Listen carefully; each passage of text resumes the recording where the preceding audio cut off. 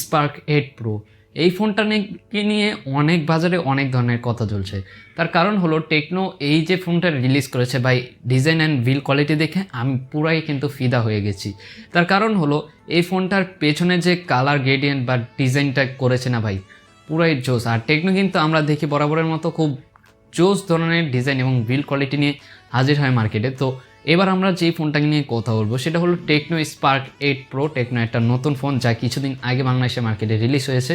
এই ফোনটার স্পেসিফিকেশন এবং টুকটাক কিছু বিষয় নিয়ে আলোচনা করব। এই ফোনটা আপনাদের জন্য কেমন হবে বা কাদের জন্য এই ফোনটা, সেটাও আজকের ভিডিওতে বলবো। তাই ভিডিওটি অনেক ইম্পর্টেন্ট। যদি চ্যানেল নতুন হয়ে থাকেন তাহলে অবশ্যই চ্যানেলটাকে সাবস্ক্রাইব করে পাশে থাকা বেল আইকনটা অন করে দিবেন। তো ফিরছি ছোট্ট একটা ইন্ট্রোর পর।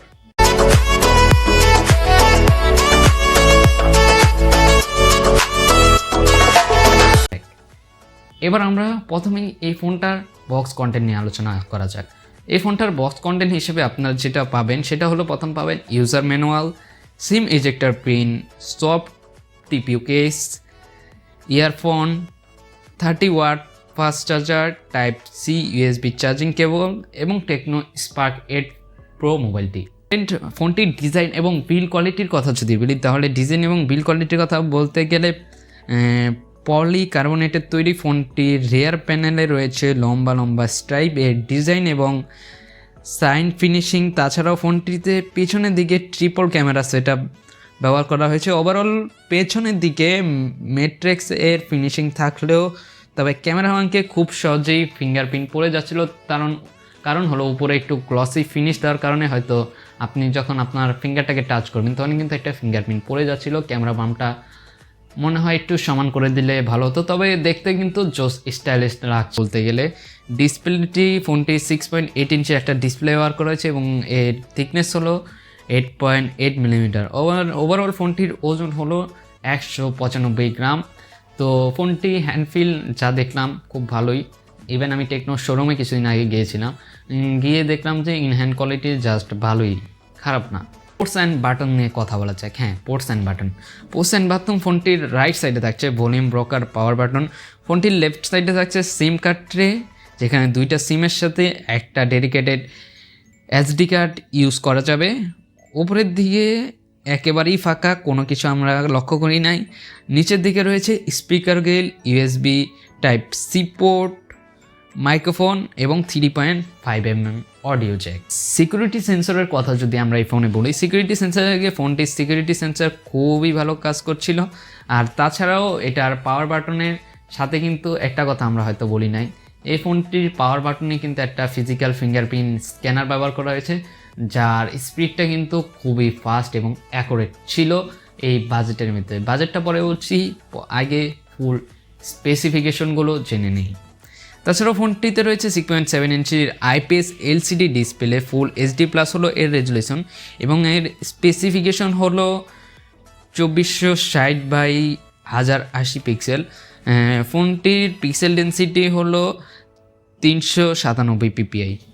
ফোনটির চিন এবং বেজেল খুবই চিকন এবং পাতলা। তাছাড়াও এর স্ক্রিন টু বডি রেশিও হলো 91% এবং ফোনটির ডিসপ্লেতে একটা পাঞ্চল ব্যবহার করা হয়েছে, যে পাঞ্চলে থাকছে ফোনটির সেলফি ক্যামেরা।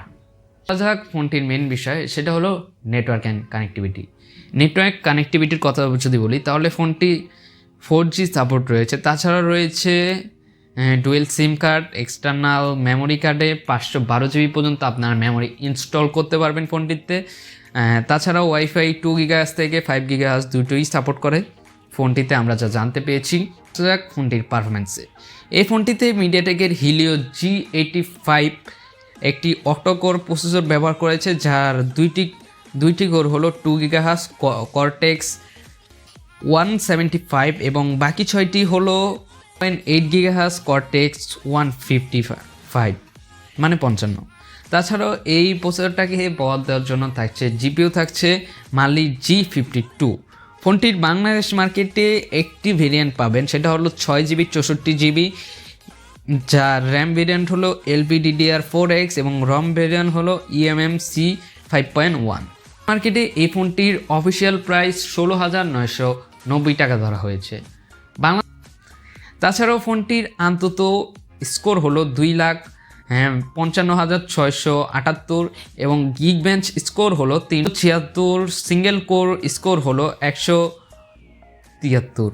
গেম এবার এই ফোনটা কাদের জন্য বা এই ফোনটা আপনারা কি খেলতে নিতে পারেন? মূলত যারা টুকটাক গেমিং করেন, যেহেতু মিডিয়াটেকের প্রসেসর ব্যবহার করা হয়েছে তাই আপনারা কিন্তু চোখ বুজে এই ফোনটা নিতে পারেন। এমনটা বলছি না যে মিডিয়াটেকের প্রসেসর দিয়েই ভালো গেমিং করা যায়, তবে সস্তায় যারা গেমিং ফোন খুঁজছে মোটামুটি গেম খেলবেন, তাছাড়া এই ফোনটিতে যে কথাটা বলে গেছি, PUBG, call of duty, Asphalt 9 এগুলো খেলার সময় কোনো ফ্রেম ড্রপ এবং ল্যাগিংয়ের দেখা পাইনি। তবে পাবজি হাই ফ্রেম রেটে খেলতে একটু ফ্রেম ড্রপ আমি দেখেছি, তবে সেটা কোনো প্রবলেম না, আমরা খেলতেই পারি, সেটা কোনো প্রবলেম এমনি দেখা দিচ্ছ না। তবে আপনারা যারা টুকটাক গেমিং করেন, হালকা পাতলা এন্ট্রি লেভেলের গেম না, হালকা পাতলা গেমিং করেন, তারা কিন্তু এই ফোনটা নিতে পারেন। তাছাড়াও এই ফোনটির ভালো দিক যদি বলি, তাহলে এই ফোনটির যে দিকটা আমার ভালো লেগেছে সেটা হলো এই ফোনটার ডিসপ্লেটা খুব বড় সড়ো ছিল। তাছাড়া ক্যামেরার কথা যদি বলি, ক্যামেরাও কিন্তু মোটামুটি ভালোই ছিল। এই ফোনটি প্রসঙ্গে আসি, ক্যামেরার প্রসঙ্গে বলতে গেলে মোবাইলটির পেছনে ট্রিপল ক্যামেরা সেট আপ ছিল, যার মেন সেন্সর ছিল 48 মেগাপিক্সেল, যার সেন্সর টাইপ ছিল f1.8 অ্যাপারচার এবং 2 মেগাপিক্সেলের একটি ডেপ ব্যবহার করা হয়েছে, 2 মেগাপিক্সেল এবং এআই লেন্স ব্যবহার করেছে। তাছাড়াও ফোনটির সেলফি ক্যামেরার রেজলিউশন হলো 8 মেগাপিক্সেল।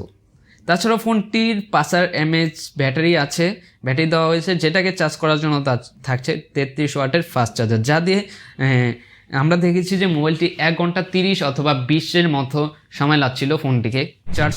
তো মূলত যারা গেমিং করেন, হালকা পাতলা গেম খেলেন, হালকা পাতলা মাল্টিটাস্কিং করেন, তাদের জন্য কিন্তু এই ফোনটা একটা বেস্ট চয়েস হতে পারে। তো আশা করি ভিডিওটি ভালো লেগেছে। এরকম ভিডিও পাওয়ার জন্য অবশ্যই কিন্তু চ্যানেলটাকে সাবস্ক্রাইব করতে পারেন। আর আমাদের এই চ্যানেলে মূলত এইসব টাইপের ভিডিও দেওয়া হয়, তাই ভিডিও সবার আগে বাংলা দেখতে এই ভিডিওটা দেখতে একটু দেরি হয়ে গেছে। তো এসব ভিডিও দেখার জন্য অবশ্যই চ্যানেলটাকে সাবস্ক্রাইব করবেন। যারা চ্যানেল নতুন অবশ্যই চ্যানেলটাকে সাবস্ক্রাইব করে যাবেন। ভিডিও ভালো লাগলে লাইক, চ্যানেল নতুন হলে সাবস্ক্রাইব। দেখা হচ্ছে অন্য কোনো ভিডিওতে।